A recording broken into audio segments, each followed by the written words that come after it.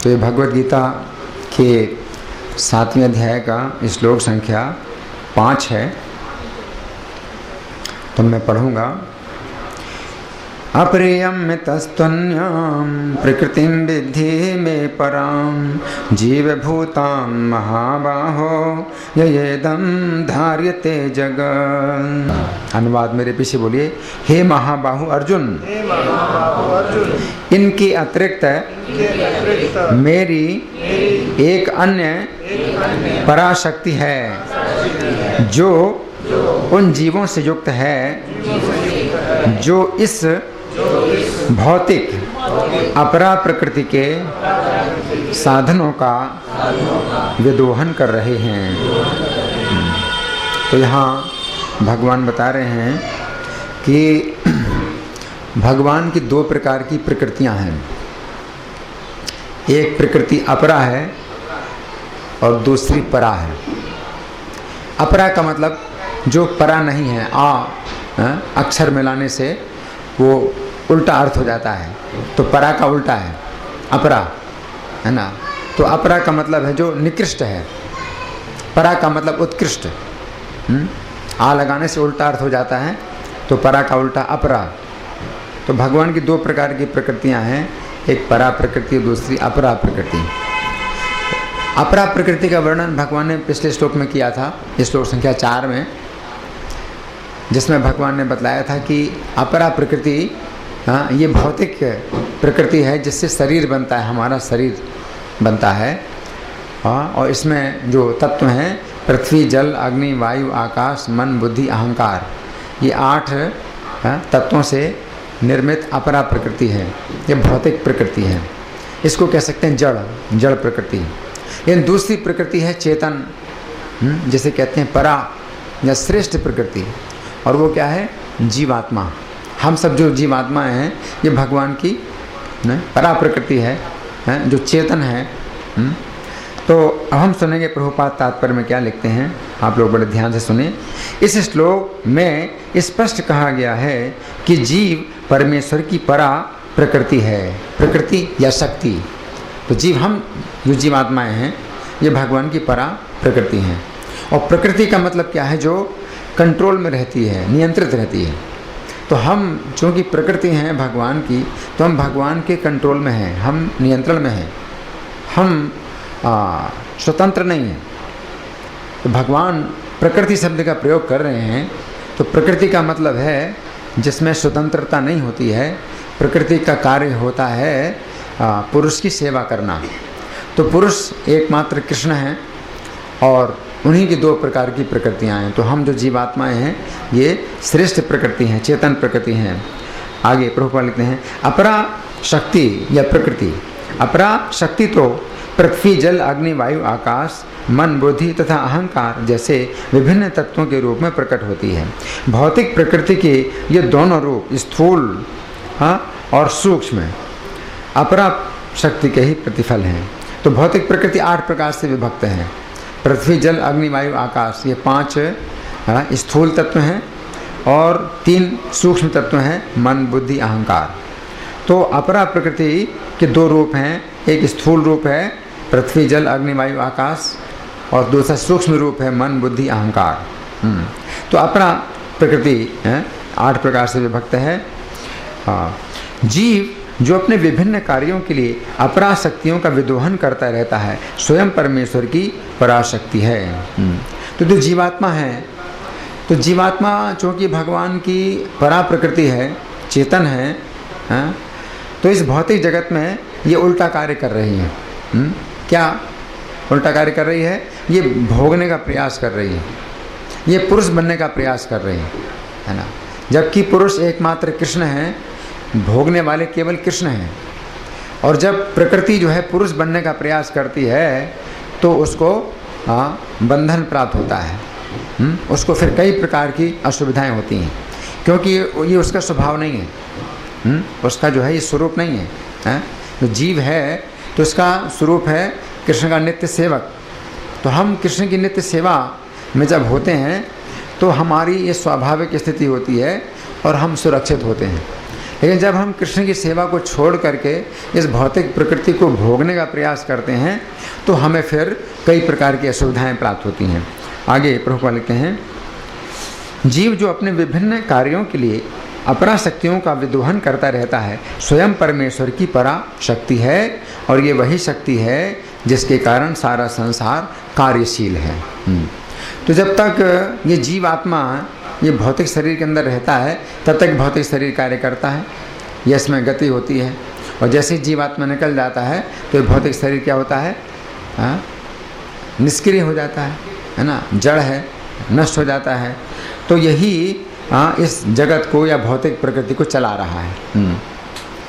आगे, इस दृश्य जगत में कार्य करने की तब तक शक्ति नहीं आती जब तक कि पराशक्ति अर्थात जीव द्वारा ये गतिशील नहीं बनाया जाता। जैसे कोई मशीन भी है, कितनी भी ऑटोमेटिक मशीन हो, लेकिन उसमें ऑपरेटर चाहिए जो कि जीवात्मा होता है।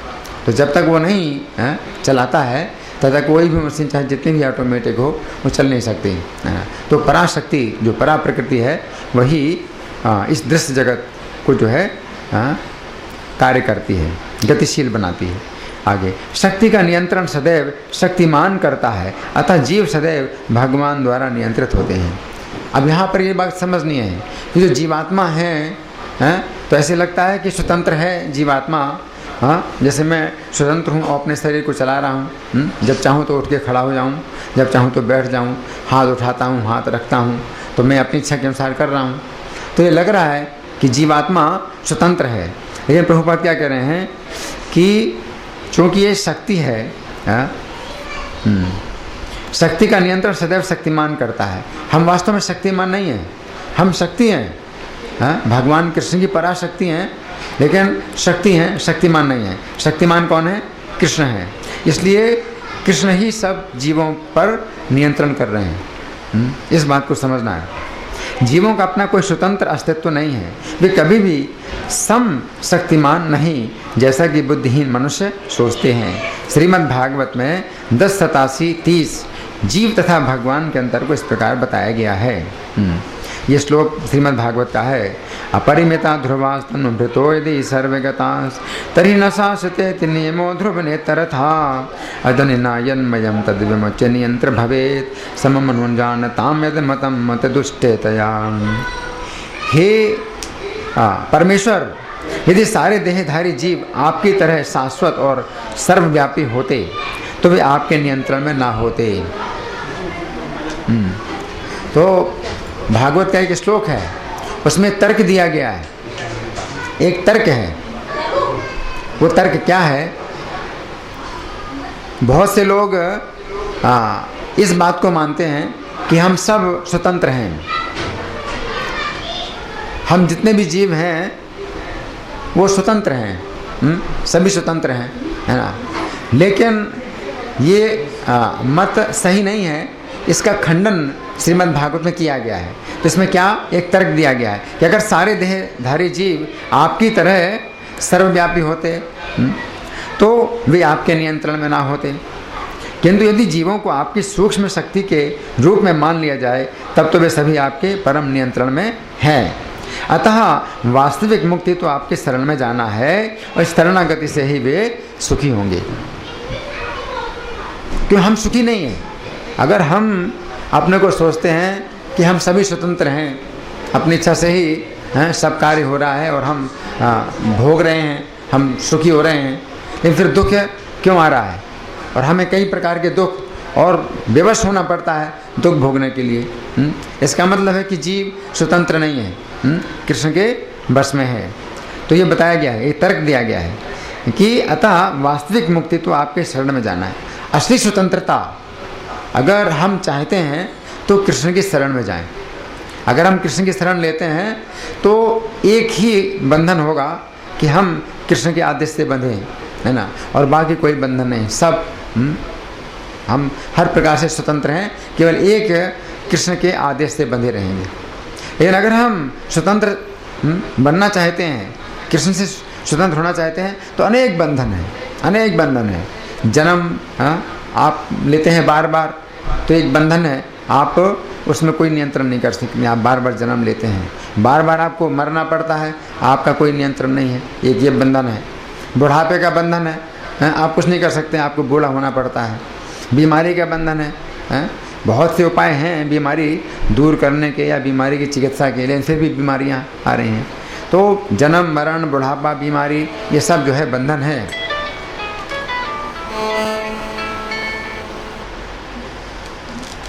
मैंने अपना मोबाइल बंद कर दिया है, आपके पास जो मोबाइल है बंद कर दीजिए।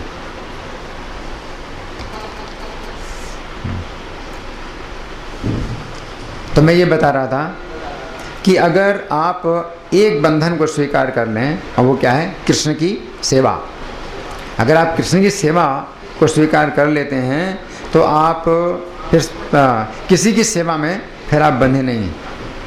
और अगर आप कृष्ण की सेवा को स्वीकार नहीं करते हैं तो आपको फिर कई प्रकार की सेवाएं करनी पड़ेंगी। आप समझ रहे हैं? सब लोग सुन रहे हैं मेरी बात? कोई आता है तो आप लोगों को जो है ये इसमें जो है बाधा नहीं होना चाहिए। आप लोग सुनिए ध्यान से मैं क्या बता रहा हूँ। सुनिए ध्यान से। यहाँ पर क्या बताया गया है कि जितने भी जीव हैं ये चूँकि कृष्ण की शक्ति हैं, कृष्ण की प्रकृति हैं, तो अगर जीव हम सब शाश्वत जीव हैं, कभी मरते नहीं हैं न कभी पैदा होते हैं। ये शरीर ही हमें जो है मरने का कष्ट देता है और पैदा होने का कष्ट देता है। हम सभी जीव शाश्वत हैं, हम में से ना आप ना मैं कोई ना मरते हैं ना पैदा होते हैं। लेकिन मरने का कष्ट हम पाते हैं, मरते नहीं, लेकिन मरने का कष्ट हमें मिलता है। जन्म नहीं लेते हम, लेकिन जन्म लेने का कष्ट हमको मिलता है ना। तो कई प्रकार के कष्ट हमें मिल रहे हैं केवल एक कारण से कि हम कृष्ण की सेवा नहीं कर रहे हैं। तो यहाँ पर ये बताया गया कि चूँकि कृष्ण कह रहे हैं कि मेरी प्रकृति है, तो मेरी प्रकृति है जीवात्मा, इसका मतलब है कि हमें कृष्ण की सेवा करनी है और इसी में हम सुखी रह सकते हैं। तो यहाँ बताया गया असली स्वतंत्रता जीव की इसी में है कि कृष्ण की शरण ले। तो कृष्ण की अगर शरण लेता है जीव तो फिर उसको किसी और से बंधना नहीं पड़ता, किसी और सेवा से नहीं बंधना पड़ता, एक सेवा से बंधना पड़ता है। तो वो ज़्यादा अच्छा है। अगर आप कृष्ण की सेवा नहीं करते हैं तो कितनों की सेवा करनी पड़ती है। मृत्यु आपके ऊपर हावी होती है, आपको उसकी सेवा करनी होती है, उसको उसके सामने झुकना पड़ता है, मृत्यु का कष्ट भोगना पड़ता है। जन्म हावी होता है, जन्म लेना पड़ता है, जन्म का कष्ट है, बुढ़ापे का कष्ट है, बीमारी का कष्ट है, सब के सामने आपको जो है झुकना पड़ता है। इन सब की आपको सेवा करनी पड़ती है और सेवा का कष्ट उठाना पड़ता है। तो यहाँ पर ये बताया गया है कि इस शरणागति से ही वे सुखी होंगे। कौन? वे मतलब हम सभी जीवात्मा। उस स्वरूप में ही वे नियंता बन सकते हैं। तो इस स्वरूप में अगर हम कृष्ण की सेवा करते हैं तो हमारा फिर नियंत्रण कृष्ण के ऊपर भी होता है, क्योंकि कृष्ण का स्वभाव ऐसा है कि वे अपने भक्तों की भी सेवा करते हैं। जैसे अर्जुन कृष्ण की शरण में है तो कृष्ण उनका रथ चला रहे हैं, उनके सारथी हैं। तो ऐसा भौतिक संसार में नहीं देखा जाता कि कोई मालिक होता है तो अपनी सेवा ही कराता है, वो सेवा नहीं करता है। लेकिन आध्यात्मिक जगत में उल्टा है। हम कृष्ण की सेवा करते हैं तो कृष्ण भी हमारी सेवा करते हैं और इस प्रकार से सुख प्राप्त होता है। तो कृष्ण सुख प्रदान करते हैं। कृष्ण हमसे सेवा लेकर के हमारा दोहन नहीं करते हैं, हमारा शोषण नहीं करते हैं। कृष्ण हमको सुख प्रदान करते हैं, कृष्ण हमारी सेवा करते हैं, है ना। लेकिन हम कृष्ण की सेवा नहीं करते हैं तो भौतिक प्रकृति हमारे ऊपर हावी हो जाती है। आगे लिखा है, अतः अल्पज्ञ पुरुष जो अद्वैतवाद के पक्षधर हैं और इस सिद्धांत का प्रचार करते हैं कि भगवान और जीव सभी प्रकार से एक दूसरे के समान हैं, वास्तव में वे प्रदूषित मत वाले हैं। उनका मत बहुत दूषित है। अद्वैतवाद जो है, जो कि बहुत प्रचलित है कि हम भगवान बन सकते हैं, एक मत है जो आजकल बहुत प्रचलित है। उस मत के अनुसार हम लोग भगवान बन सकते हैं। हम लोग कुछ विधि का पालन करके तपस्या या कुछ योग योगासन की विधि के द्वारा हम भगवान बन सकते हैं। तो ये मत बहुत दूषित है ना। तो यहाँ पर बताया गया है कि अल्पज्ञ पुरुष जो अद्वैतवाद के पक्षधर हैं और इस सिद्धांत का प्रचार करते हैं कि भगवान और जीव सभी प्रकार से एक दूसरे के समान हैं, वास्तव में वे प्रदूषित मत वाले हैं। उनका मत बहुत दूषित है, क्योंकि यहाँ भी भगवान ने क्या बताया कि जीव प्रकृति है मेरी, और प्रकृति का कार्य क्या है? नियंत्रित होना। प्रकृति का कार्य क्या है? सुख प्रदान करना। और किसको? जिसकी प्रकृति है, और कृष्ण की प्रकृति है हम, है ना। तो हमारा कार्य है कृष्ण को सुख प्रदान करना, और कृष्ण को सुख प्रदान करने में ही हमें सुख प्राप्त हो सकता है। अगर हम स्वतंत्र रूप से सुखी होने का प्रयास करते हैं तो हम सुखी नहीं हो सकते, और जितना सुखी होने का प्रयास करते हैं उतना है हम दुखी होते हैं, है ना। तो ये जो सिद्धांत है ये भगवत गीता में भगवान ने दिया। आगे प्रभुपाद लिखते हैं, परमेश्वर कृष्ण ही एकमात्र नियंता हैं और सारे जीव उन्हीं के द्वारा नियंत्रित हैं। सारे जीव उनकी पराशक्ति हैं। पराशक्ति या परा प्रकृति, शक्ति या प्रकृति एक ही मतलब है। सारे जीव उनकी पराशक्ति हैं। किनकी? कृष्ण की। कृष्ण की पराशक्ति हैं, क्योंकि उनके गुण परमेश्वर के समान हैं, किंतु वे शक्ति की मात्रा के विषय में कभी भी समान नहीं है। तो हम जीव हैं, हम जीव हैं तो कृष्ण की पराशक्ति है, तो कृष्ण के गुण हमारे अंदर भी हैं, लेकिन आंशिक रूप से हैं। इन कृष्ण के जो गुण हैं हमारे अंदर हैं, आंशिक रूप से हैं, मात्रा में वो नहीं है, मात्रा उतनी नहीं है जो कृष्ण में है ना। स्थूल तथा सूक्ष्म अपना शक्ति का उपभोग करते हुए पराशक्ति को अपने वास्तविक मन तथा बुद्धि की विस्मृति हो जाती है। अब यहाँ क्या बताया गया है कि अपराशक्ति या अपरा प्रकृति स्थूल और सूक्ष्म है। तो हमने बताया स्थूल अपराशक्ति स्थूल कैसे है? 5 प्रकार की, पृथ्वी, जल, अग्नि, वायु, आकाश। और सूक्ष्म क्या है? 3 प्रकार से। हाँ बताइए। मन, बुद्धि, अहंकार, है ना। 3 प्रकार से सूक्ष्म ये अपराशक्ति है। तो स्थूल और सूक्ष्म अपराशक्ति का उपभोग करते हुए पराशक्ति यानी जीव को अपने वास्तविक मन तथा बुद्धि की विस्मृति हो जाती है। तो जीव का अपना वास्तविक मन और बुद्धि है, तो वो ढक गई है। जो भौतिक मन और भौतिक बुद्धि है उसका आवरण चढ़ गया है, तो जीव का अपना जो वास्तविक मन और बुद्धि है वो ढक गई है। लेकिन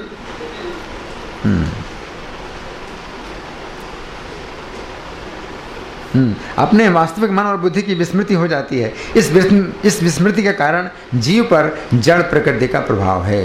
क्योंकि जड़ जो मन, भौतिक प्रकृति का जो मन तत्व है वो जड़ है, वो हमारे मन के ऊपर वो क्या है? लेप हो गया उसका, हमारी बुद्धि के ऊपर लेप हो गया है, जो भौतिक प्रकृति की मन और बुद्धि है।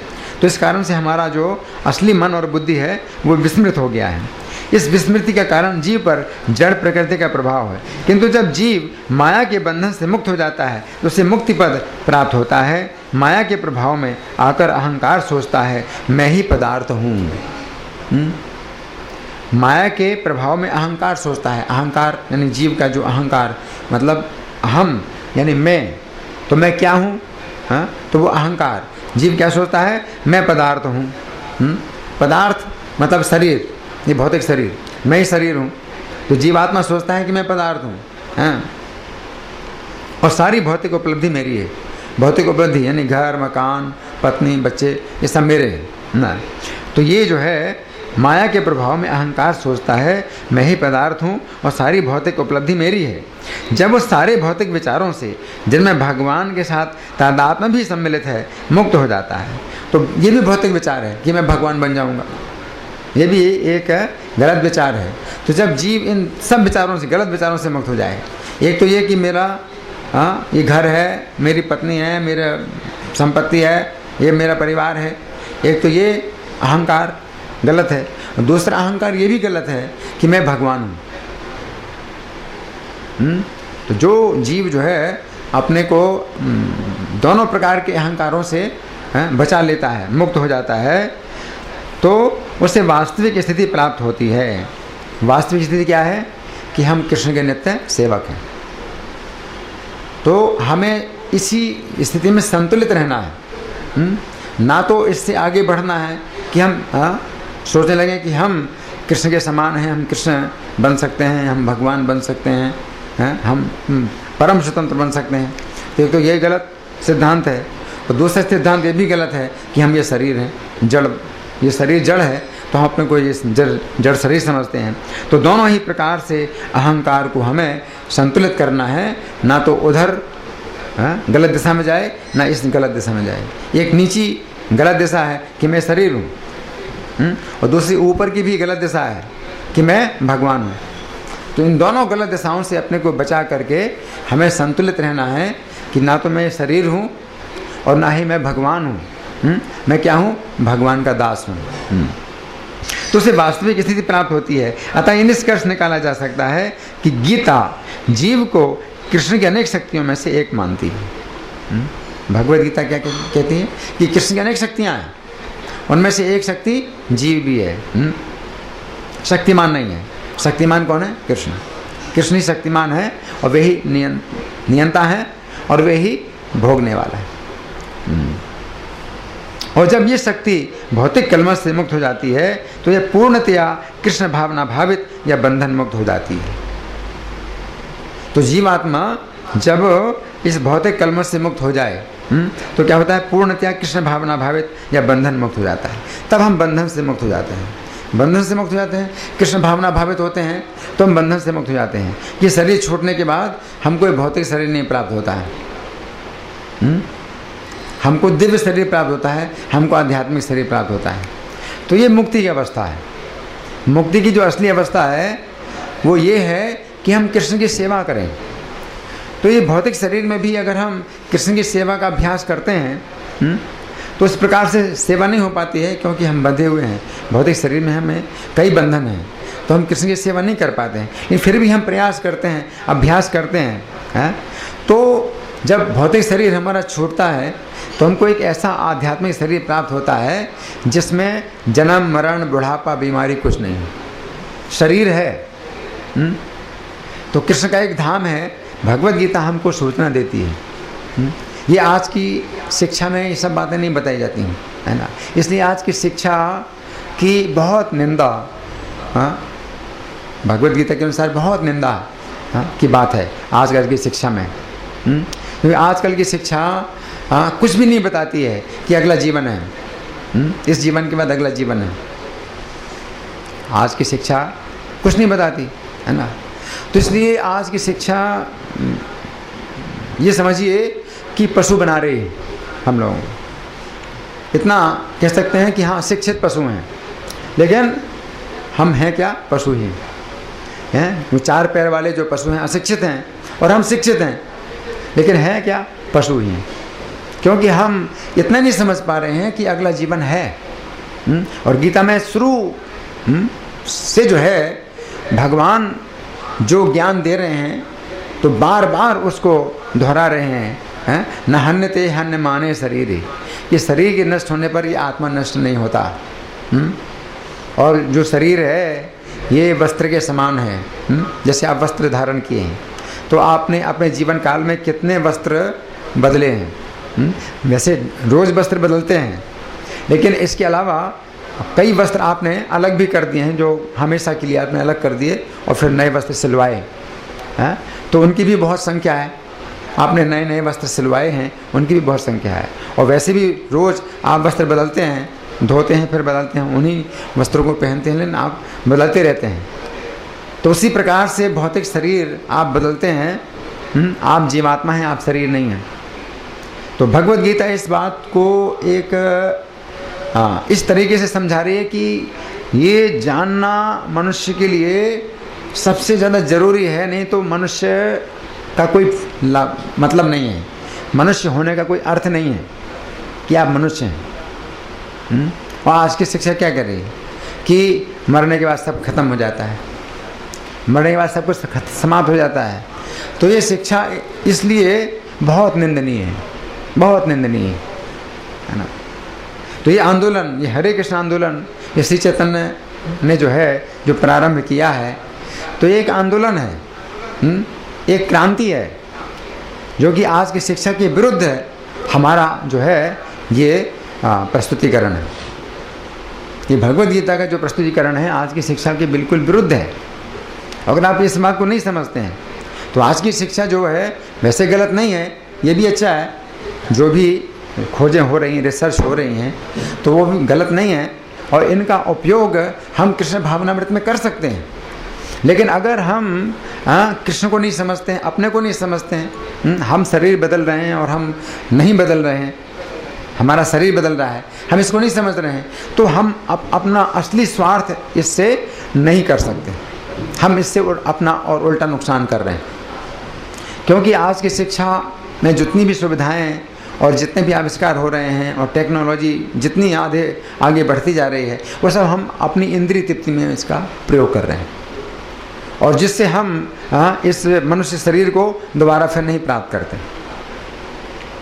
इसका आजकल की शिक्षा का, टेक्नोलॉजी का अगर हम दुरुपयोग करते हैं इंद्रिय तृप्ति में और मनुष्य के जीवन का लाभ नहीं उठाना चाहते हैं, तो हमको दोबारा मनुष्य का शरीर नहीं मिलेगा।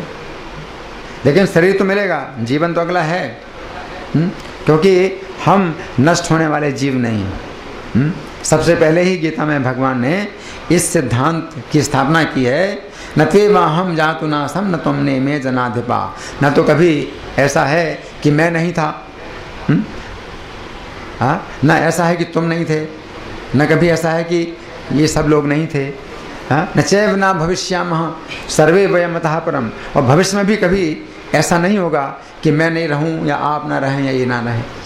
सब लोग असंख्य हैं, जीवात्माएं असंख्य हैं, लेकिन हम सब जो है व्यक्तिगत रूप से नित्य जीवात्माएं हैं, इंडिविजुअल इटर्नल सोल्स।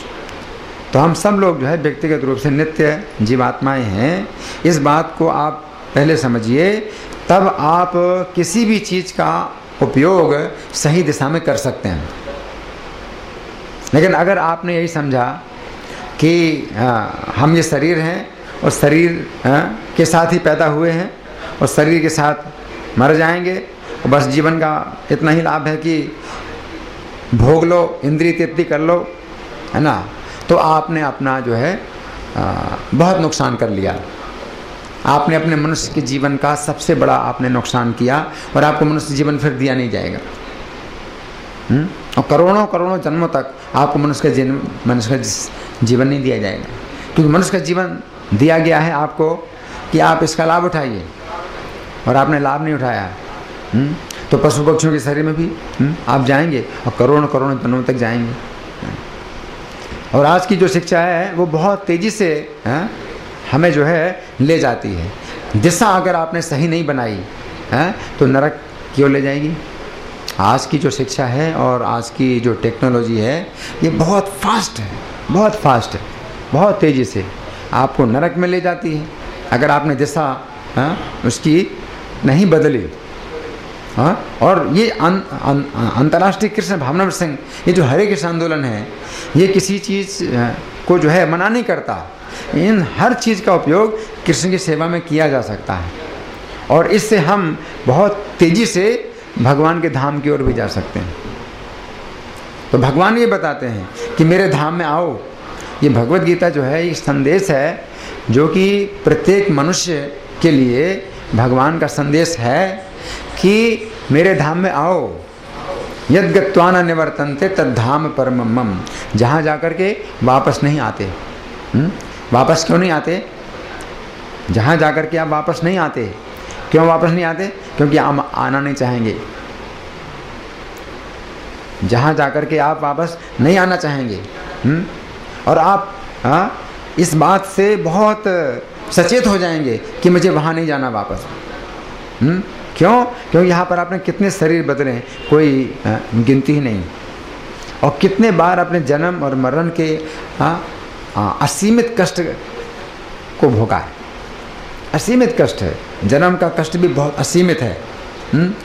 उसको वर्णन नहीं किया जा सकता। जन्म का कष्ट कितना होता है, मृत्यु का कष्ट कितना है, असीमित है, वर्णन नहीं किया जा सकता है ना। बुढ़ापा और बीमारी, ये सब कष्ट आपने कितने भोगे। आप वहाँ जाएंगे तो आप वापस नहीं आना चाहेंगे, क्योंकि वहाँ पर सब कुछ है। चिंतामणि प्रकर सदमसु कल्प वृक्ष है। ब्रह्म संहिता में गोलोक धाम का वर्णन है कि कृष्ण जहाँ रहते हैं वो उनका गोलोक धाम कहलाता है। चिंतामणि प्रकर सदमसु कल्प वृक्ष है। तो वहाँ पर जो महल हैं, मकान हैं, वो चिंतामणि से बने हुए हैं। यहाँ पर जो मकान बने होते हैं ईंट गारा से बने हैं, पत्थर से बने हैं। वहाँ के जो मकान हैं चिंतामणि से बने हुए हैं। चिंतामणि प्रकर सदमसु कल्प वृक्ष है लक्षावृतेषु। और वो जो घर मकान हैं लाखों कल्प वृक्षों से घिरे होते हैं। लक्षावृतेषु सुरभिरभि पालयन्तम। वहाँ पर कृष्ण सुरभि नामक गऊं का पालन करते हैं। लक्ष्मी सहस्त्र शत संभ्रम से विमानम। और 7 सहस्त्र यानी 100,000 लक्ष्मियों के द्वारा उनकी सेवा होती है। गोविंदम आदि पुरुषम तमहम भजामी। उन आदि पुरुष गोविंद का मैं भजन करता हूँ। तो ये सूचना हमको वैदिक साहित्य से प्राप्त होती है। गोलोक धाम की स्थिति कहाँ है, कितनी दूर है यहाँ से, वो भी बताया गया। ये जो ब्रह्मांड है जिसके अंदर हम हैं, हम सोचते हैं खुला आकाश है। ये खुला आकाश नहीं है, ये बंद है। इसको कहते हैं ब्रह्मांड। अंडा, और ब्रह्म का मतलब बड़ा, एक बहुत बड़ा अंडा है जिसके अंदर हम लोग बंद हैं। और इस अंडा, ये भी जो अंडा है ये 50 करोड़ योजन का, 50 करोड़ योजन की जो है ऊंचाई है इस अंडे की। और फिर इसके ऊपर जो है 7 आवरण है, इनसे बंद है। तो कोई भी जीव बाहर नहीं जा सकता। इसी ब्रह्मांड के अंदर ही 14 लोक हैं, उनमें हम लोग बार बार शरीर बदलते हैं। और पुण्य कर्मों के कारण ऊपर के लोकों में जाते हैं, पाप कर्मों के कारण नरक में जाते हैं। और पुण्य और पाप भोगते हुए हम फिर बार बार मनुष्य योनि में भी आते हैं और बार बार आते जाते हैं। जैसे जेल से बाहर कोई व्यक्ति नहीं निकल सकता है जब तक कि उच्च अधिकारियों की अनुमति ना हो। तो उसी प्रकार से हम जितने भी जीव हैं इस ब्रह्मांड से बाहर नहीं निकल सकते हैं। और ऐसे असंख्य ब्रह्मांड हैं। तो उन सब जीव जो है उसी के अंदर बंद हैं, कैद हैं। हमारी जो स्थिति है वो कैद की है। ये आकाश खुला नहीं है। हम सोचते हैं आकाश खुला है, आकाश खुला नहीं है। और भगवान ने इस अंधकार के अंदर ये अंडा है बहुत बड़ा, जो कि बिल्कुल अंधकार है, बाहर का प्रकाश अंदर नहीं आता है। तो इसके अंदर एक सूर्य भगवान ने दिया है प्रकाश का साधन। तो सूर्य से प्रकाश फैलता है। और ब्रह्मांड के ऊपर ब्रह्म ज्योति है, और उसके भी ऊपर वैकुंठ लोक है। वैकुंठ लोक से ऊपर 50 करोड़ योजन ऊपर गोलोक धाम है। तो ये सब जो वर्णन है ये हमारे शास्त्रों में दिया गया है। तो हमारी टेक्नोलॉजी इतनी विकसित नहीं है कि हम इन सब बातों को समझ पाएँ। हम एक लोक से दूसरे लोक में भी नहीं जा सकते। आजकल की टेक्नोलॉजी हमको एक लोक से दूसरे लोक में नहीं ले जा सकती। यहाँ तक कि चंद्रलोक में भी बहुत खबर फैली थी कि चंद्रलोक में गए। बाद में फिर पता चला कि चंद्रलोक में गए ही नहीं। वो एरिजोना नाम का एक स्थान है अमेरिका में, वहाँ सब शूटिंग करी थी और धोखा दे दिया सबको, पूरी दुनिया को बता दिया हम चंद्रलोक गए, है ना। कि चंद्रलोक जाने के लिए भी आपको दूसरा शरीर चाहिए। तो चंद्रलोक जाने के लिए आप वैदिक साहित्य में बताया गया है कि आपको कुछ ऐसे कर्म करने हैं जिससे आप चंद्रलोक जा सकते हैं। तो आपको इस शरीर छोड़ करके ही दूसरा शरीर प्राप्त करना होगा चंद्रलोक जाने के लिए। तो स्वर्ग के और भी अनेक स्थान हैं, तो कोई भी व्यक्ति नहीं जा सकता। इस शरीर से आप नहीं जा सकते क्योंकि आप बंदी हैं। जैसे जेल के अंदर जो फर्स्ट क्लास की जेल है, थर्ड क्लास की भी जेल है। तो थर्ड क्लास के कैदी फर्स्ट क्लास में नहीं जा सकते। जेल के अधिकारियों के द्वारा ही निर्णय होगा कि कोई जो थर्ड क्लास का जो कैदी है वो फर्स्ट क्लास में जा सकता है। तो जो स्वर्ग ऊपर के लोग हैं तो वो फर्स्ट क्लास की जेल है। ये सब जेल है। इसलिए हमारा ये भी सुझाव नहीं है कि आप स्वर्ग जाइए, आप पुण्य करिए और स्वर्ग जाइए। हमारा सुझाव नहीं है। हमारा ये भी सुझाव नहीं है कि आप पुण्य कर्म करके आप देवताओं के जो है राजा बन जाइए, इंद्र बन जाइए। इंद्र बनने से भी कोई लाभ नहीं, और ब्रह्मा बनने से भी कोई लाभ नहीं। भगवान कहते हैं आप ब्रह्म भवनान लोका पुनरावर्तिनोर्जुन। ब्रह्मलोक, ब्रह्मा जी का जो लोक है, वहाँ से भी आपको वापस आना पड़ेगा। माम उपेत तो कौन थे पुनर्जन्म न वेद थे, लेकिन मेरे पास कोई आता है तो पुनर्जन्म नहीं होता। तो भगवान कहते हैं कि अगर आप जो है इन जन्म के कष्ट से छूटना चाहते हैं तो मेरे पास आइए, माम उपेत। तो जो भगवत गीता है, ये इसकी जो शिक्षा है, ये आज जो है किसी भी स्थान में नहीं मिल सकती है, ये भगवान ही दे सकते हैं। और भगवान की शिष्य परंपरा में जो आचार्य हैं तो वो इस शिक्षा को देते हैं। तो हमारे जीवन का जो लक्ष्य है, जो असली लाभ है, वो ये है कि त्यक्त्वा देहम पुनर्जन्म नैति मामेति सूर्जुन, कि इस देह को त्याग करके हम कहाँ जाएं? वहाँ जाएं, आध्यात्मिक जगत में जाएं। तो वहाँ पर भी पारिवारिक जीवन है, वहाँ पर भी घर है, मकान है, परिवार है। तो ये मत सोचिए कि नहीं वहाँ केवल शून्य है। जो शून्यवादी हैं वो यही बोलते हैं वहाँ तो शून्य है, हम शून्य में जाएंगे, हम शून्य बन जाएंगे। तो ये बड़ा भयानक विचार है। शून्य नहीं है, कृष्ण का जो धाम है वो शून्य नहीं है। वो कैसा है? उसमें बहुत वैरायटी हैं, उसमें बहुत वैरायटी है। और सुखों की बहुत वैरायटी है, और दुख नहीं बिल्कुल। और यहाँ पर दुखों की वैरायटी है, कई प्रकार के दुख, दुख ही दुख हैं। दुखालयम, ये भौतिक संसार, ये जो है दुख का स्थान है। हम जो है दुख ही दुख भोग रहे हैं। लेकिन जो भगवान का धाम है वो जो है सुखालयम, वहाँ पर सुख ही सुख है, वहाँ पर वैरायटी है सुखों की। तो वहाँ पर जो है पारिवारिक जीवन है और सामाजिक जीवन है, समाज है, परिवार है, घर मकान सब कुछ है, कृष्ण का परिवार है। लेकिन अंतर क्या है? अंतर क्या है कि वहाँ पर क्या नहीं है?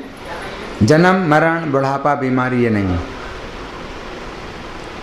अगर आप चाहते हैं कि बार बार जन्म लें इसी संसार में और मरें और बुढ़ापा और बीमारी में सड़ें, तो आप लोग जो है यहाँ पर है ही हैं। तो आप यहाँ रहेंगे ही। अगर आप चाहते हैं कि हम भगवत गीता का लाभ उठाएं, तो आप कृष्ण के आदेश का पालन करें। आप कृष्ण भावनामृत की विधि का पालन करें और आप जो है ये शरीर छोड़ करके कृष्ण के धाम में जाएं। अगर आपने कुछ प्रयास किया, कृष्ण भावनामृत की विधि का कुछ प्रयास किया आपने और पूरा नहीं हो पाई, वो विधि पूरी नहीं हो पाई और आप कृष्ण के धाम में नहीं जा पाए, तो भी कोई नुकसान नहीं है। गीता में कृष्ण कहते हैं पार्थ नैवे है नामोत्तर विनाशस्तस्य वेदते, कि उसका विनाश नहीं होता है। तो क्या होता है? फिर से अवसर मिलता है। अगर हम कृष्ण के धाम में नहीं जा पाए, लेकिन हमने कुछ विधि का पालन किया, विधि पूरी नहीं हो पाई, तो हमें फिर कैसा अगला शरीर मिलता है? शुचि नाम श्रीमताम गेहे योग भ्रष्टो भी जायते। तो हम पवित्र घर में जन्म लेते हैं और धार्मिक परिवार में जन्म लेते हैं, है ना, जिसमें फिर से मौका मिलता है कृष्ण भावना भावित होने का। और आपने जितनी विधि पालन की है, अगर आपने 2% किया है तो अगले जन्म में आपको मौका मिलेगा आगे बढ़ने का। तो ये जो आप करते हैं, कुछ विधि का पालन करते हैं, ये नष्ट नहीं होता, ये अगले जन्म में आपको अपने आप मिल जाता है। जितना आपने किया वो आपको अपने आप मिल जाता है और आप आगे से शुरू करते हैं। तत्रतम बुद्धि संयोगम लभते पौर्व देहिकम। पिछले जन्म में आपने जो विधियों का पालन किया था, तो वो संस्कार आपको पहले से मिल जाते हैं, पहले से मिल जाते हैं। कि अगर आपको अभी कठिनाई होती है कुछ करने में, हम कहते हैं माला जप करो, तो आपको माला जप करने में कठिनाई होती है, आप कोशिश करते हैं, तो अगले जन्म में आपको ऐसा शरीर और ऐसा परिवार मिलेगा कि आप जो है माला जप करेंगे तो आपको उतनी कठिनाई नहीं होगी, क्योंकि आपने पहले अभ्यास किया है। तो बाकी जितने भी कर्म होते हैं वो सब नष्ट हो जाते हैं। लेकिन इस विषय में, इस दिशा में अगर आप कुछ प्रयास करते हैं तो वो नष्ट नहीं होता। नेहा विक्रम नाशोस्ति प्रत्यवायो न वेदते। इसके आरंभ का नाश नहीं है और इसमें किसी प्रकार का उल्टा परिणाम नहीं होता। स्वल्पम अप्यस्य धर्म से त्रायते महतो भयात्। इस धर्म का थोड़ा सा भी आचरण आप करते हैं तो बहुत बड़े भय से छूट जाते हैं। और बहुत बड़ा भय क्या है? बहुत बड़ा भय यह है कि आपको मनुष्य जीवन नहीं मिलेगा और करोड़ों करोड़ों जन्मों तक आप जो है पशु पक्षी में जा सकते हैं या नरक में जा सकते हैं। बहुत बड़ा भय। तो कम से कम अगर आप जन्म लें इस भौतिक संसार में तो आप ऐसे परिवार में, ऐसे घर में जन्म लें जहाँ ऐसा माहौल है, पवित्र परिवार है और धार्मिक परिवार है। अथवा योगी नाम एव कुले भवति धीमताम। लेकिन अगर आपने ज़्यादा प्रयास किया है इस दिशा में तो फिर आप किसी भक्त के परिवार में ही जन्म लेंगे। ये तदि दुर्लभतरम लोके जन्म दीदृशम। तो ये जन्म जो है, इस प्रकार का जन्म तो दुर्लभतर है। दुर्लभ जन्म है कि आप पवित्र और धनवान परिवार में जन्म लेते हैं। ये उससे भी ज़्यादा दुर्लभतर, मतलब कंपेरेटिव डिग्री होगी ना, तो दुर्लभतर, दुर्लभ से भी ज़्यादा दुर्लभ, यानी दुर्लभतर जन्म क्या है कि आप किसी भक्त के, किसी वैष्णव के घर में जन्म लेते हैं। एतद्धि दुर्लभतरम लोके जन्म दीदृशम तत्रतम बुद्धि संयोगम लभते पौर्वदेहिकम।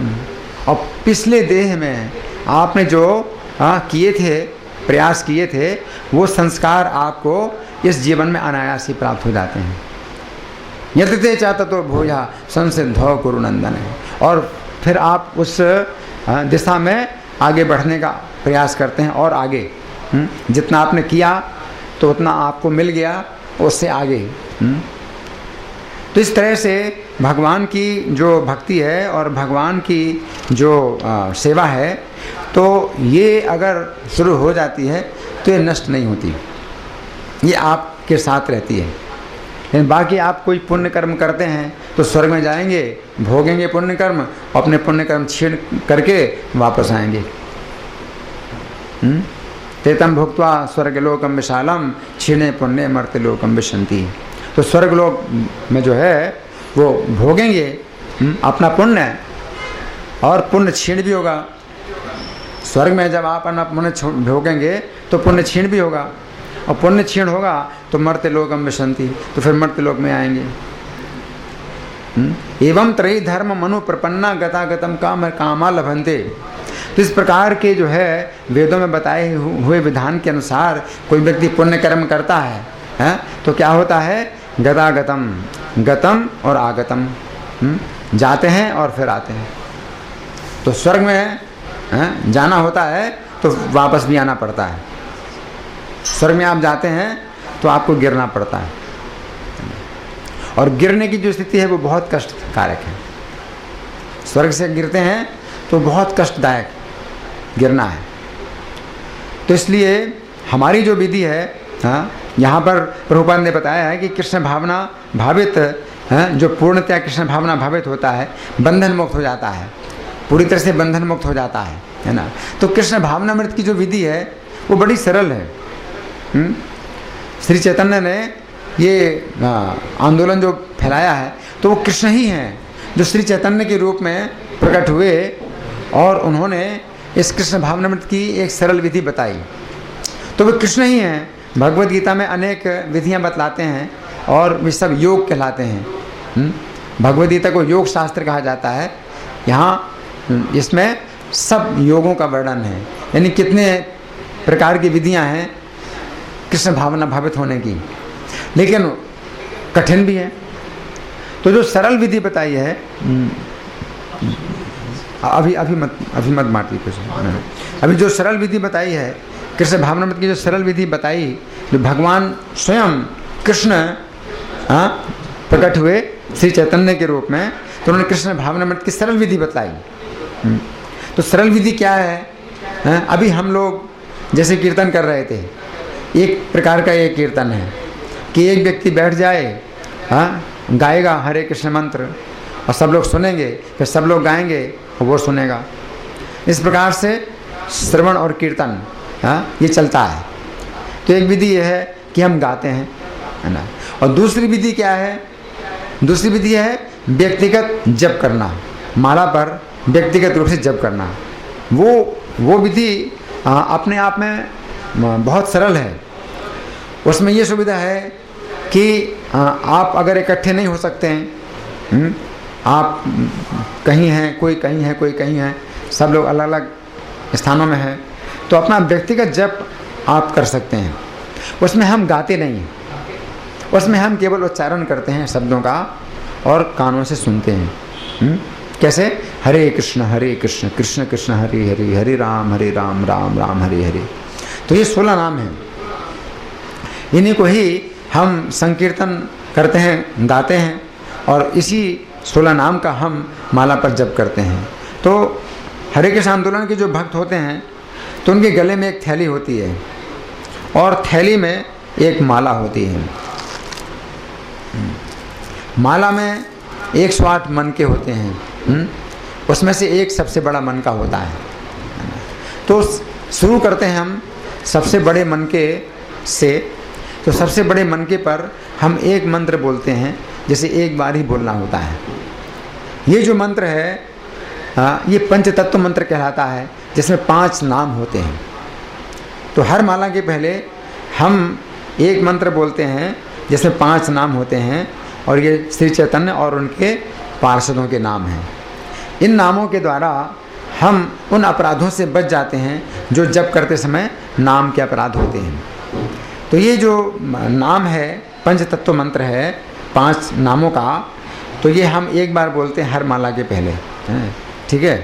तो अभी यहाँ पर जितने लोग बैठे हुए हैं, एक नमूना हम जो है आप लोगों के सामने दिखा रहे हैं।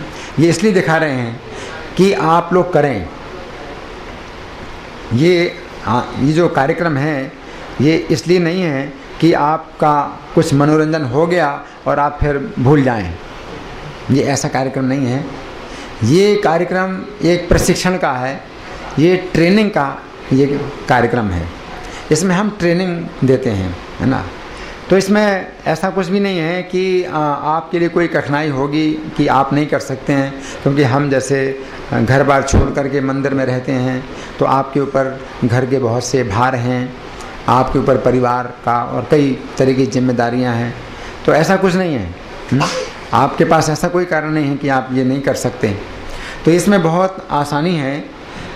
एक माला में 10 मिनट लगता है, या हो सकता 15 मिनट लगे, लेकिन जब आपका अभ्यास हो जाएगा तो 15 मिनट में 2 माला हो जाएंगी, ठीक है। तो अभी हम आपसे यही प्रार्थना करते हैं कि एक माला करिए, रोज़ एक माला करिए, 10 मिनट लगे या 15 मिनट लगे, है ना। माला आप ले सकते हैं कहीं से भी, 108 मन के वाली माला हमारे मंदिर मिलती है, या कहीं से आप बना सकते हैं, या कहीं से भी पा सकते हैं। तो अगर 108 मन के हैं, हर मन के पर महामंत्र आप बोलेंगे तो अपने आप गिनती हो जाएगी, आपको गिनना नहीं पड़ेगा। तो 108 की जो संख्या है वो पूरी करनी होती है। तो हर माला के पहले सबसे पहले एक मंत्र हम बोलेंगे जो पंचतत्व मंत्र होता है, फिर पूरी माला में 108 मन के में हर मन के पर हम वो 16 नाम का मंत्र बोलेंगे, जो अभी हम लोग गा रहे थे, हरे कृष्ण, ठीक है। तो ये मंत्र बहुत सरल है, 16 नाम का, ये कोई बच्चा भी याद कर सकता है। तो इसमें ज़्यादा अभ्यास की ज़रूरत नहीं है। लेकिन पंचतत्व मंत्र ये आप लिख सकते हैं, और भगवत गीता में भी लिखा हुआ है शुरू में पंचतत्व मंत्र। तो ये आप अपने पास रखिए हमेशा, जब तक याद नहीं होता है कागज़ में लिख के रखिए, और उसको आप हर माला के पहले एक बार पढ़िए, ठीक है। तो अभी मैं बोलूँगा तो आप लोग मेरे पीछे बोलिए, जय श्री कृष्ण चैतन्य, प्रभु नित्यानंदा, श्री अद्वैत गदाधर श्रीवासादि गौर भक्त वृंदा। तो इस 5 नाम हैं, ये भगवान चैतन्य और उनके सहयोगियों के नाम हैं। तो हम एक बार ये हमने बोल लिया है। अब जिनके पास माला है तो माला पर करेंगे, और जिनके पास माला नहीं है वो बिना माला के ही बोलेंगे। तो आप लोगों को मेरे साथ बोलना है। वो जो कीर्तन था उसमें साथ नहीं बोलते हैं, आप सुनते हैं, एक व्यक्ति बोलता है, फिर सब लोग बोलते हैं, तो वो व्यक्ति सुनता है। लेकिन यहाँ पर एक साथ बोलना है, ठीक है। हमारा अभ्यास है जल्दी बोलने का, आपका अभ्यास नहीं है, तो आपको थोड़ी कठिनाई होगी, लेकिन आप बोलने का प्रयास करिए, ठीक है। तो सब लोग बोलेंगे। इस माला पर हम लोग इस उंगली का प्रयोग नहीं करते हैं, बाकी उंगलियों से हम मन के पर चलाते हैं, मन के पर उंगली चलाते हैं और महामंत्र बोलते हैं, ठीक है। तो आप लोग वैसे देख सकते हैं कि हम कैसे, वैसे तो थैली के अंदर हम जप करते हैं, लेकिन अभी मैं बाहर कर रहा हूँ, आप इस तरह देख भी सकते हैं कि मैं पूरा मंत्र कैसे हर मन के पर बोल रहा हूँ। और मंत्र के बाद दूसरा जब मंत्र बोलता हूँ तो मन का बदलता हूँ, ठीक है। तो सब लोग मेरे साथ बोलेंगे, हरे कृष्ण कृष्ण कृष्ण हरे हरे, हरे राम राम राम हरे हरे, हरे कृष्ण कृष्ण कृष्ण हरे हरे, हरे राम राम राम हरे हरे, हरे कृष्ण कृष्ण कृष्ण हरे हरे, हरे राम राम राम हरे हरे, हरे कृष्ण कृष्ण कृष्ण हरे हरे, हरे राम राम हरे हरे, हरे कृष्ण कृष्ण कृष्ण हरे हरे, हरे राम राम राम हरे हरे, हरे कृष्ण कृष्ण कृष्ण हरे हरे, हरे राम राम हरे हरे, हरे कृष्ण कृष्ण कृष्ण हरे हरे, हरे राम राम राम हरे हरे, हरे कृष्ण कृष्ण कृष्ण हरे हरे, हरे राम राम हरे हरे, हरे कृष्ण कृष्ण कृष्ण हरे हरे, हरे राम राम हरे हरे, हरे कृष्ण कृष्ण हरे हरे, हरे राम राम हरे हरे, हरे कृष्ण कृष्ण हरे हरे, हरे राम राम हरे हरे, हरे कृष्ण कृष्ण हरे हरे, हरे राम राम हरे हरे, हरे कृष्ण कृष्ण कृष्ण हरे हरे, हरे राम राम हरे हरे, हरे कृष्ण कृष्ण कृष्ण हरे हरे, हरे राम राम हरे हरे, हरे कृष्ण कृष्ण कृष्ण हरे हरे, हरे राम राम हरे हरे, हरे कृष्ण कृष्ण कृष्ण हरे हरे, हरे राम राम हरे हरे, हरे कृष्ण कृष्ण कृष्ण हरे हरे, हरे राम राम हरे हरे, हरे कृष्ण कृष्ण कृष्ण हरे हरे, हरे राम राम हरे हरे, हरे कृष्ण कृष्ण कृष्ण हरे हरे, हरे राम राम हरे हरे, हरे कृष्ण कृष्ण कृष्ण हरे हरे, हरे राम राम हरे हरे, हरे कृष्ण कृष्ण कृष्ण हरे हरे, हरे राम राम हरे हरे, हरे कृष्ण कृष्ण कृष्ण हरे हरे, हरे राम राम हरे हरे, हरे कृष्ण कृष्ण कृष्ण हरे हरे, हरे राम राम हरे हरे, हरे कृष्ण कृष्ण कृष्ण हरे हरे, हरे राम राम हरे हरे, हरे कृष्ण कृष्ण कृष्ण हरे हरे, हरे राम राम हरे हरे, हरे कृष्ण कृष्ण कृष्ण हरे हरे, हरे राम राम हरे हरे, हरे कृष्ण कृष्ण कृष्ण हरे हरे, हरे राम राम हरे हरे, हरे कृष्ण कृष्ण कृष्ण हरे हरे, हरे राम राम हरे हरे, हरे कृष्ण कृष्ण कृष्ण हरे हरे, हरे राम राम हरे हरे, हरे कृष्ण कृष्ण कृष्ण हरे हरे, हरे राम राम हरे हरे, हरे कृष्ण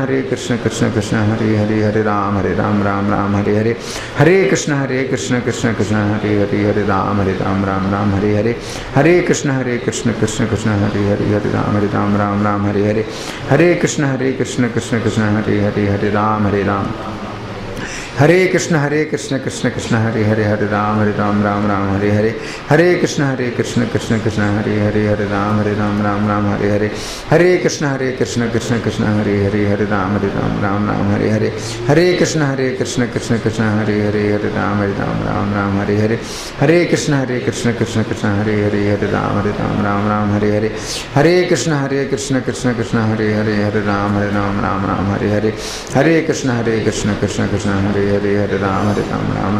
हरे, हरे कृष्ण कृष्ण कृष्ण हरे हरे, हरे राम राम हरे हरे, हरे कृष्ण कृष्ण कृष्ण हरे हरे, हरे राम राम हरे हरे, हरे कृष्ण कृष्ण कृष्ण हरे हरे, हरे राम राम हरे हरे, हरे कृष्ण कृष्ण कृष्ण हरे हरे, हरे राम राम हरे हरे, हरे कृष्ण कृष्ण कृष्ण हरे हरे, हरे राम राम हरे हरे, हरे कृष्ण कृष्ण कृष्ण हरे हरे, हरे राम राम हरे हरे, हरे कृष्ण कृष्ण कृष्ण हरे हरे, हरे राम राम हरे हरे, हरे कृष्ण कृष्ण कृष्ण हरे हरे, हरे राम राम हरे हरे, हरे कृष्ण कृष्ण कृष्ण हरे हरे, हरे राम राम हरे हरे, हरे कृष्ण कृष्ण कृष्ण हरे हरे, हरे राम राम हरे हरे, हरे कृष्ण कृष्ण कृष्ण हरे हरे, हरे राम राम हरे हरे, हरे कृष्ण कृष्ण कृष्ण हरे हरे, हरे राम राम हरे हरे, हरे कृष्ण कृष्ण कृष्ण हरे हरे, हरे राम राम राम हरे हरे, हरे कृष्ण कृष्ण कृष्ण हरे हरे, हरे राम राम राम हरे हरे, हरे कृष्ण कृष्ण कृष्ण हरे हरे, हरे राम राम हरे हरे, हरे कृष्ण कृष्ण कृष्ण हरे हरे, हरे राम राम हरे हरे, हरे कृष्ण कृष्ण कृष्ण हरे हरे, हरे राम हरे कृष्ण कृष्ण कृष्ण हरे हरे, हरे राम राम हरे हरे, हरे कृष्ण कृष्ण कृष्ण हरे हरे, हरे राम राम हरे हरे, हरे कृष्ण कृष्ण हरे हरे, हरे राम राम हरे हरे, हरे कृष्ण कृष्ण हरे हरे, हरे राम राम हरे हरे, हरे कृष्ण कृष्ण हरे हरे, हरे राम राम हरे हरे, हरे कृष्ण कृष्ण हरे हरे, हरे राम राम हरे हरे, हरे कृष्ण कृष्ण हरे हरे, हरे राम राम हरे हरे, हरे कृष्ण कृष्ण हरे हरे, हरे राम राम हरे हरे, हरे कृष्ण कृष्ण हरे हरे, हरे राम राम हरे हरे, हरे कृष्ण कृष्ण हरे हरे, हरे राम राम हरे हरे, हरे कृष्ण कृष्ण हरे हरे, हरे राम राम हरे हरे, हरे कृष्ण कृष्ण हरे हरे, हरे राम राम हरे हरे, हरे कृष्ण कृष्ण हरे हरे, हरे राम राम हरे हरे, हरे कृष्ण कृष्ण हरे हरे, हरे राम राम हरे हरे, हरे कृष्ण कृष्ण हरे हरे, हरे राम राम हरे हरे, हरे कृष्ण कृष्ण हरे हरे, हरे राम हरे कृष्ण कृष्ण हरे हरे, हरे राम राम हरे हरे, हरे कृष्ण कृष्ण हरे हरे, हरे राम राम हरे हरे, हरे कृष्ण कृष्ण हरे हरे, हरे राम राम हरे हरे, हरे कृष्ण कृष्ण हरे हरे, हरे राम राम हरे हरे, हरे कृष्ण कृष्ण हरे हरे, हरे राम राम हरे हरे, हरे कृष्ण कृष्ण हरे हरे, हरे राम राम हरे हरे, हरे कृष्ण कृष्ण हरे हरे, हरे राम राम हरे हरे, हरे कृष्ण कृष्ण हरे हरे, हरे राम राम हरे हरे, हरे कृष्ण कृष्ण हरे हरे, हरे राम राम हरे हरे, हरे कृष्ण कृष्ण हरे हरे, हरे राम राम हरे हरे, हरे कृष्ण कृष्ण हरे हरे, हरे राम राम हरे हरे, हरे कृष्ण कृष्ण हरे हरे, हरे राम राम हरे हरे, हरे कृष्ण कृष्ण हरे हरे, हरे राम राम हरे हरे, हरे कृष्ण कृष्ण हरे हरे, हरे राम राम हरे हरे, हरे कृष्ण कृष्ण हरे हरे, हरे राम राम हरे हरे, हरे कृष्ण कृष्ण हरे हरे, हरे राम राम हरे हरे, हरे कृष्ण कृष्ण हरे हरे, हरे राम हरे हरे, हरे कृष्ण कृष्ण हरे हरे, हरे राम राम हरे हरे, हरे कृष्ण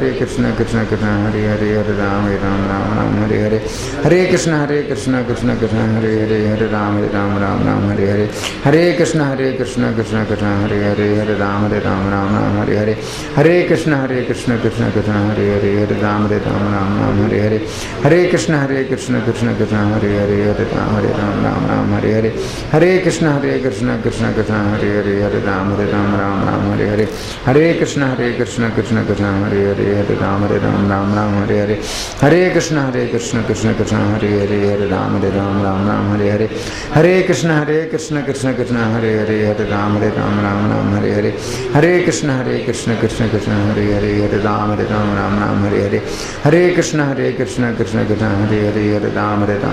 राम राम हरे हरे, हरे कृष्ण कृष्ण हरे हरे, हरे राम हरे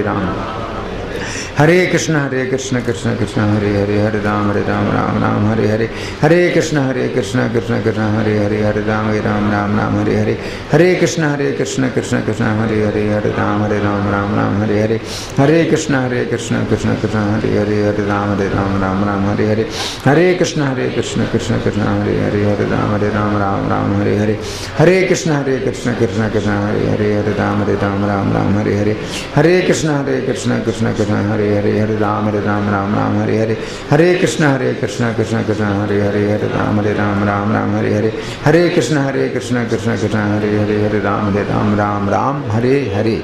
धन्यवाद। तो ये 16 क्षमा करिए 108 बार हमने जप किया है इस महामंत्र का। तो ये बहुत बड़ा यज्ञ है। कलयुग में यही यज्ञ बताया गया है, नाम यज्ञ ये कलयुग में बताया गया है और दूसरे यज्ञ नहीं बताए गए। तो हमारा एक यही आप लोगों से प्रार्थना है, आप लोगों से यही प्रार्थना है कि अभी हमने जैसे एक माला किया है, तो इसमें कितना समय लगा? 10 मिनट लगा होगा। तो आप या तो एक माला करिए, अगर माला नहीं है, जब तक माला आपके पास नहीं है तो आप घड़ी से 10 मिनट का समय देख लीजिए, ठीक है। लेकिन आप करिए, रोज़ करिए, क्योंकि ये बहुत शक्तिशाली है। ये जो नाम है ये बहुत शक्तिशाली है और एकमात्र इसी से रक्षा होगी और कोई रक्षा नहीं इस संसार में, और कोई रक्षा नहीं है। हम लोग सोचते हैं कि हाँ इधर से रक्षा है, ये रक्षा वो रक्षा, लेकिन वास्तव में कोई रक्षा नहीं है। जन्म मरण बुढ़ापा बीमारी से जो है छूटने के लिए एक यही मंत्र है जो कि हमारे लिए उपाय है, एकमात्र उपाय है। तो इसका एक तो प्रयोग हमने किया कि संकीर्तन के द्वारा, कि जैसे गाते हैं तो उसमें कुछ संगीत भी हम लोग बजा सकते हैं। तो एक ये विधि है कीर्तन करने की, और दूसरी विधि है जप करने की। तो जब जप करते हैं तो इसमें हम गाते नहीं हैं। अगर आप गाएंगे तो एक माला में शायद 2 घंटा भी हो जाए या कितने घंटे लग जाएंगे अगर आप गाएंगे, है ना। तो इसको हम जो है बोलते हैं और अभ्यास करते हैं कि कितनी जल्दी माला हो जाए। लेकिन इतनी जल्दी भी नहीं करना कि आप 16 नाम छोड़ करके आप जो है कुछ कम नाम बोलते हैं। 16 नाम आपको पूरे बोलने हैं और आपको स्पष्ट सुनना है। तो इस तरह से 15 मिनट में 2 माला भी आप अगर करें तो ये आपका अभ्यास इस तरह से आप कर सकते हैं। तो आप कम से कम 1 माला करिए, लेकिन ज़्यादा का कोई नियम नहीं है। आप ज़्यादा करिए, 24 घंटा करिए। ज़्यादा में कोई आपका नुकसान नहीं, जितना करें उतना ही फ़ायदा है। आप 24 घंटे करिए, उतना ही लाभ है और उतनी ही सुरक्षा है। लेकिन कम से कम करनी हम माला जो हम लोगों के पास होती है ये कम से कम के लिए होती है कि आप के ऊपर एक ये भार है कि आपको 1 माला करनी है। जितनी भी हम लोगों का नियम है 16 माला कम से कम करना। तो अभी हम 16 माला नहीं कर रहे हैं, आप प्रयास कर सकते हैं कि 1 माला रोज़ करिए कम से कम। और जब आप देखें कि 2 माला हो रही है तो 2 माला का नियम बना सकते हैं। जब आप देखें 3 माला हो रही है तो 3 माला का नियम बना सकते हैं। इस तरह से 16 माला तक भी आप आ सकते हैं। तो लेकिन कम से कम का जो है हम आपके ऊपर एक भार डाल रहे हैं कि आप कम से कम करिए। अगर माला नहीं है तो 10 मिनट घड़ी से देख करके कर लीजिए। माला में ये सुविधा है कि आपको घड़ी देखने की ज़रूरत नहीं है। माला में ये सुविधा है कि आप खड़े होकर भी जप कर सकते हैं, चलते फिरते भी जप कर सकते हैं, और ऑफिस में भी कर सकते हैं, सड़क में भी कर सकते हैं, घर के अंदर घर के बाहर कहीं भी कर सकते हैं। तो एक ये भार आपको मैं जो दे रहा हूँ तो आपको लगता है कि भार है, आप भार समझ के भी करेंगे तो भी इसमें लाभ है। ये मत सोचिए कि भार समझ के करने से कोई फ़ायदा नहीं है। अगर आपकी इच्छा नहीं है करने की और आप जो है विवश होके भी कर रहे हैं तो भी इसमें लाभ है, क्योंकि ये महामंत्र है। जो दूसरे मंत्र हैं उनमें अगर श्रद्धा नहीं है तो कोई फ़ायदा नहीं। दूसरे मंत्र का जाप अगर आप करेंगे और आपकी श्रद्धा नहीं है तो कोई लाभ नहीं है। लेकिन इसमें ये शक्ति है कि सकृत विपरीगीतम श्रद्धया हेलयावा भृगुवर नरमात्रम तारयत कृष्ण नाम। ये कृष्ण का नाम इतना शक्तिशाली है कि श्रद्धा ना हो या श्रद्धा हो, इससे भी जो है ये लाभ देगा। तो हमारी यही प्रार्थना है कि कम से कम 10 मिनट के लिए करिए आप इस मंत्र। अगर एक साथ नहीं बैठ सकते जैसे हम लोग कीर्तन कर रहे थे, अगर वैसा नहीं कर सकते हैं तो ऐसा संयोग हमेशा नहीं मिल पाता है कि इकट्ठे होकर के कीर्तन कर पाएँ। तो आप जो है अपना एक ये नियम बना लीजिए कि आपको करना है। और अगर आपने आज की माला नहीं की पूरी तो अगले दिन पूरा करो। तो इसमें यह भी सुविधा है कि अगर आपने कई दिन भी अगर आपने छोड़ दिया है तो आप उसका हिसाब रखिए कि इतने दिन की आपको कवर करनी है तो आपको पूरा करना है, ठीक है। तो इसमें ये सुविधा है, इसमें कोई नुकसान नहीं है।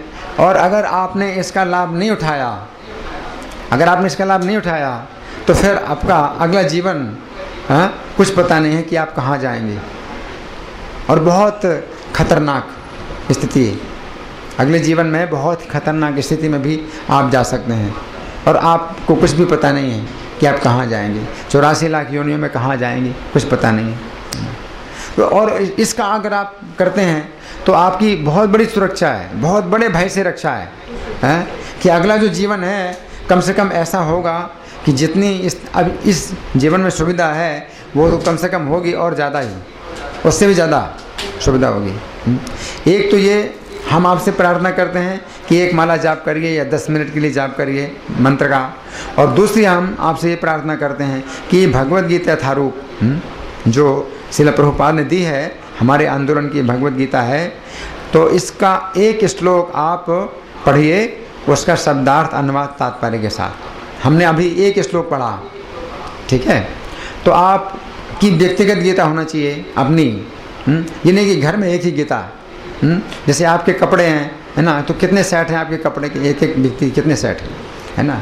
तो भगवद गीता फिर क्यों कि भगवद गीता जो है पूरे परिवार में एक गीता नहीं, अपनी गीता अगर आप रखेंगे तो आप अपनी सुविधा के अनुसार एक श्लोक पढ़ लेंगे।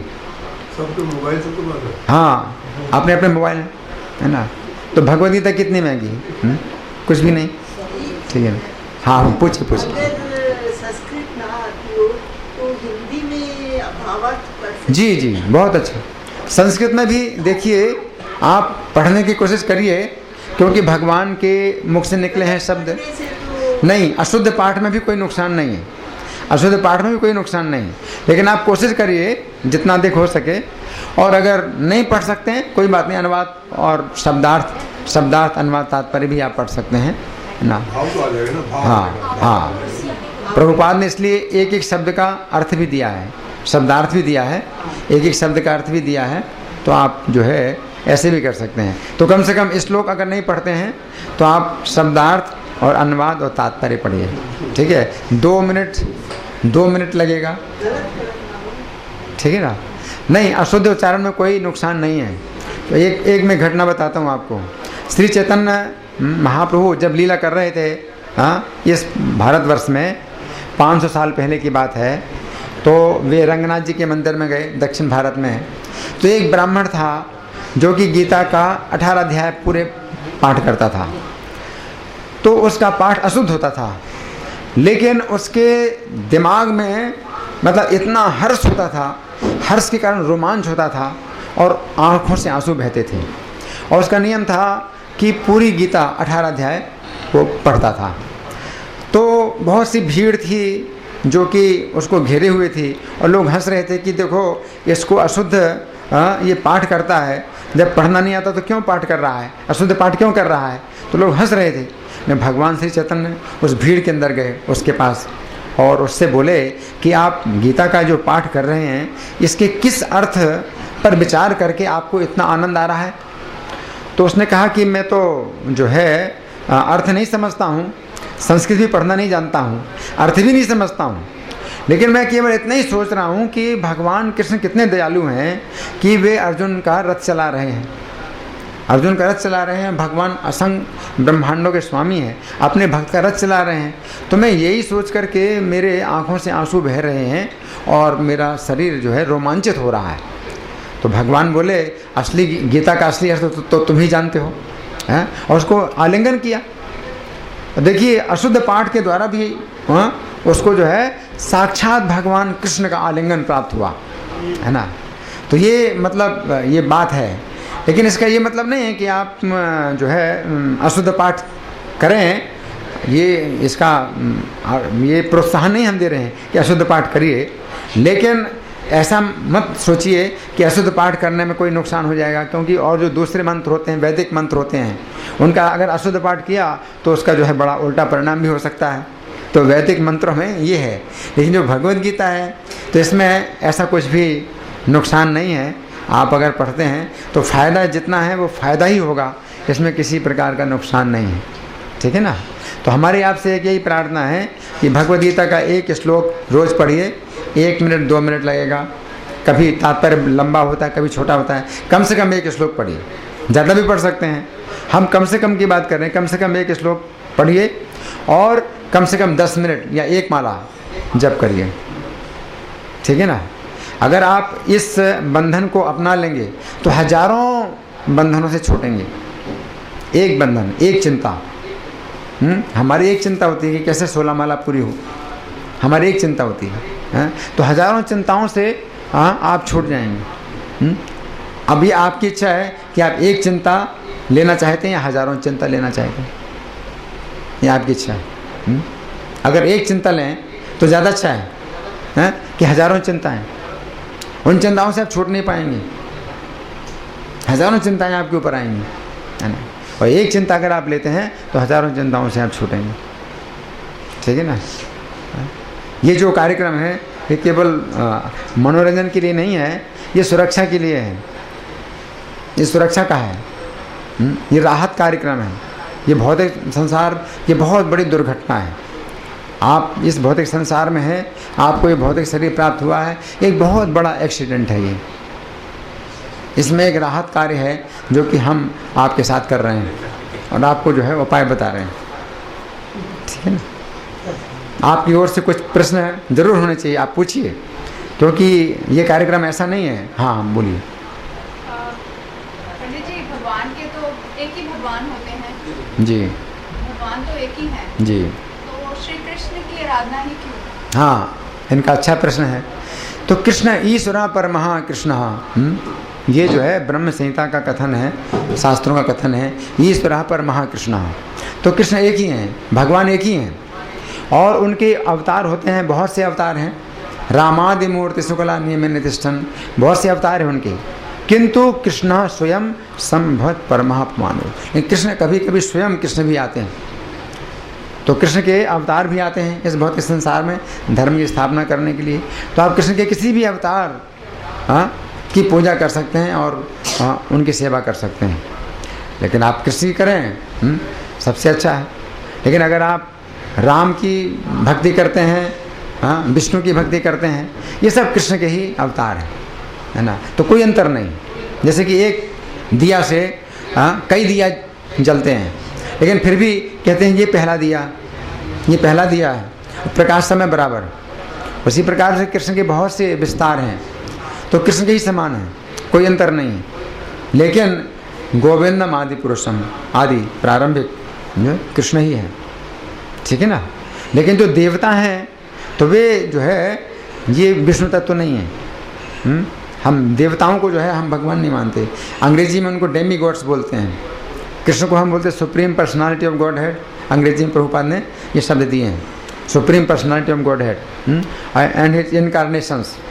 तो वे सब जो है विष्णु तत्व हैं, और में आप किसी का भी आप नाम ले सकते हैं। लेकिन जो देवता हैं, शिव हैं, ब्रह्मा हैं या दुर्गा हैं, तो ये जो है कृष्ण से स्वतंत्र नहीं है, ये कृष्ण के समान नहीं है। तो हम 10 नाम अपराध जब रोज़ बोलते हैं तो दूसरे प्रकार का जो नाम अपराध है वो यही है कि हम शिव ब्रह्मा आदि देवताओं के नाम को भगवान नाम के समान या उनसे स्वतंत्र समझते हैं।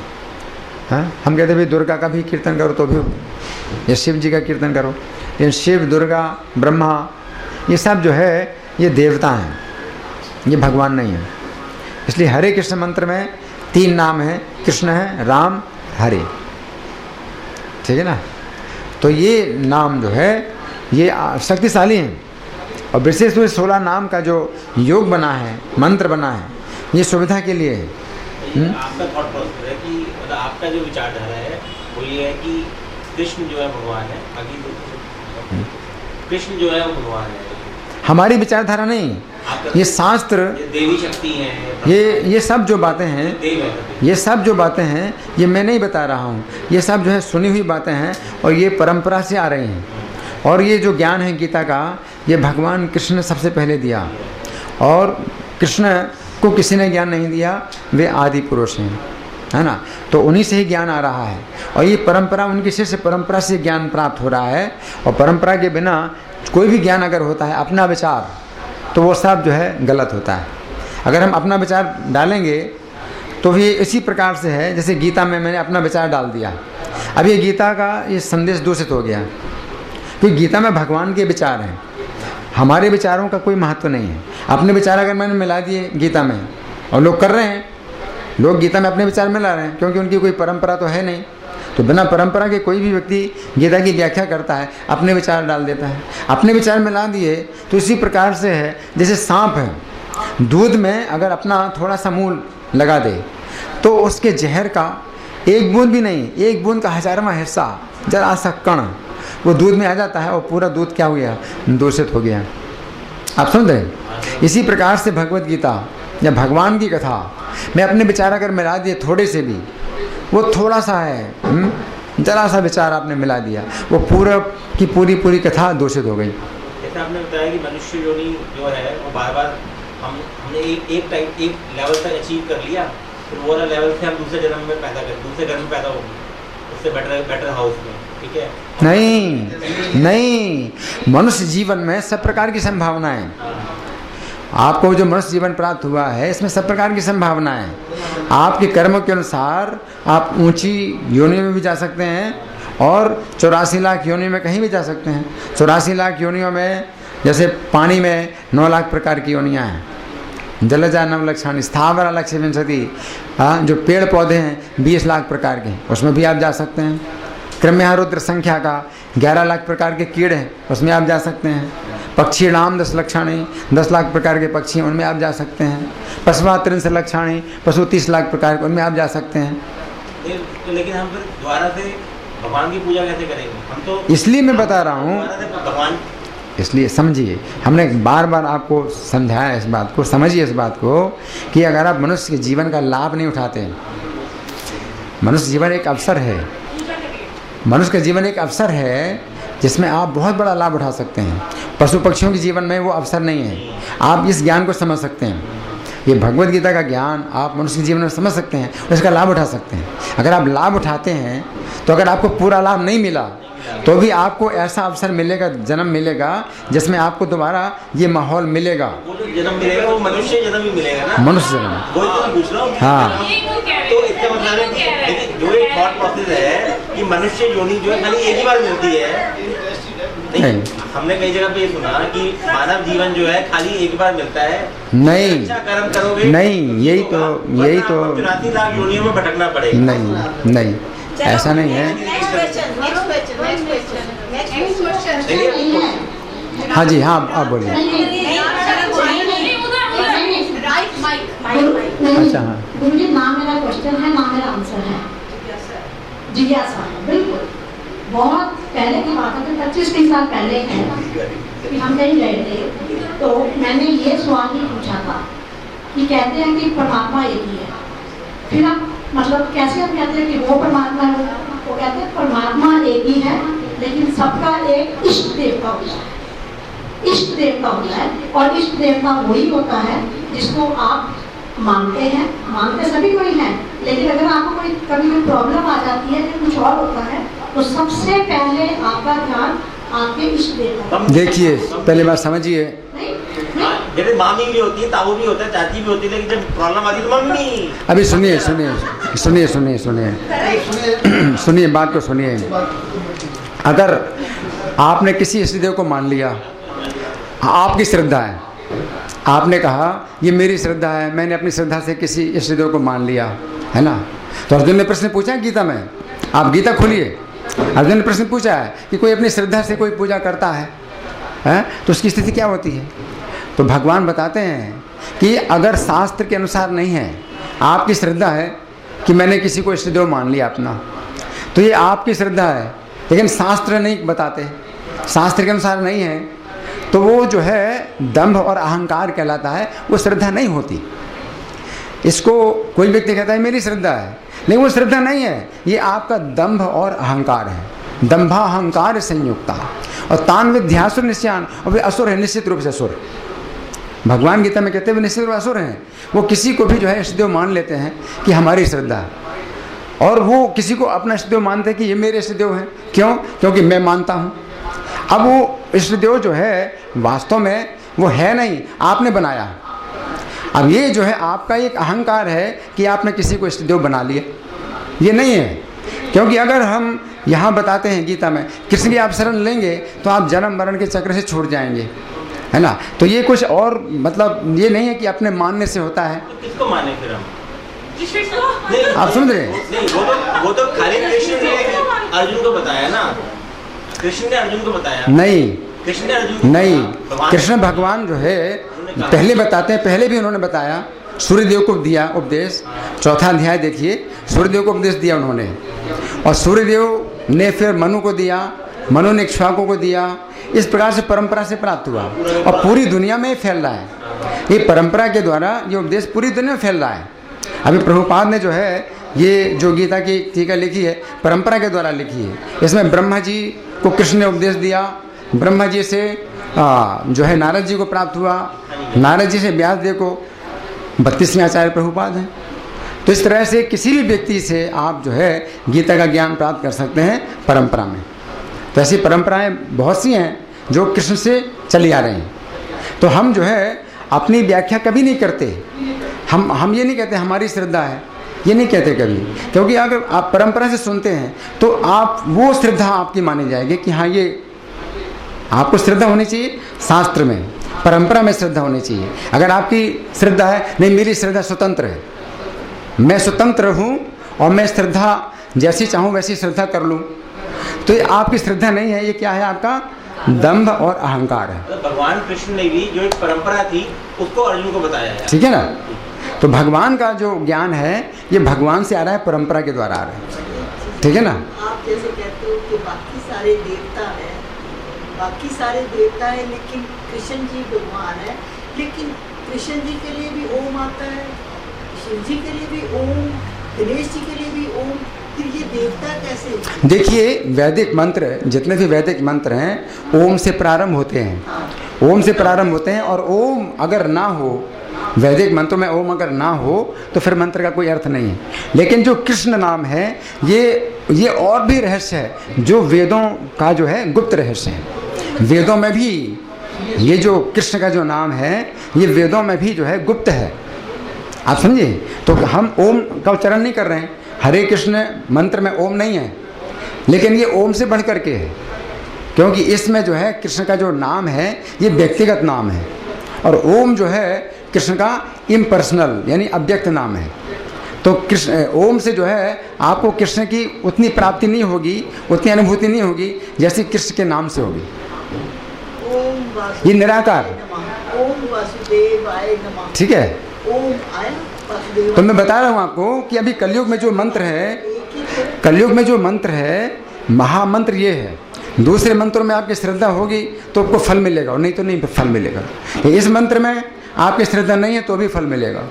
हम आपको जो बताते हैं बहुत शक्तिशाली बात बता रहे हैं, अगर आप जो है नहीं मानेंगे तो फिर आपका ही नुकसान है, क्योंकि इसमें जो नाम में जो शक्ति है, कृष्ण के नाम में जो शक्ति है।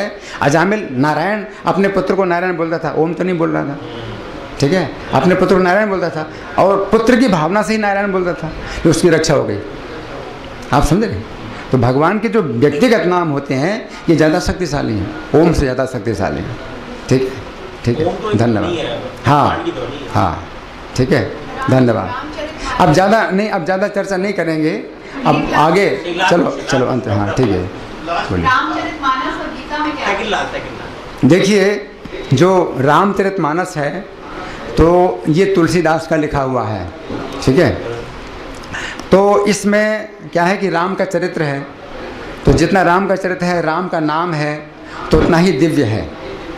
लेकिन जहाँ तक सिद्धांत की बात है तो सिद्धांत में कुछ अंतर हो सकता है। अगर गीता के अनुसार नहीं है तो उसमें वो सिद्धांत जो है हम फिर उसको स्वीकार नहीं करते, ठीक है। जैसे कि ये कहा जाता है कि भाई ब्राह्मण के परिवार में जो पैदा हुआ वो ब्राह्मण है, लेकिन गीता में भगवान ने कहा है कि गुण कर्म विभाग से, गुण कर्म के अनुसार कोई व्यक्ति ब्राह्मण बनता है, तो हम किसी को भी ब्राह्मण बनाते हैं, है ना।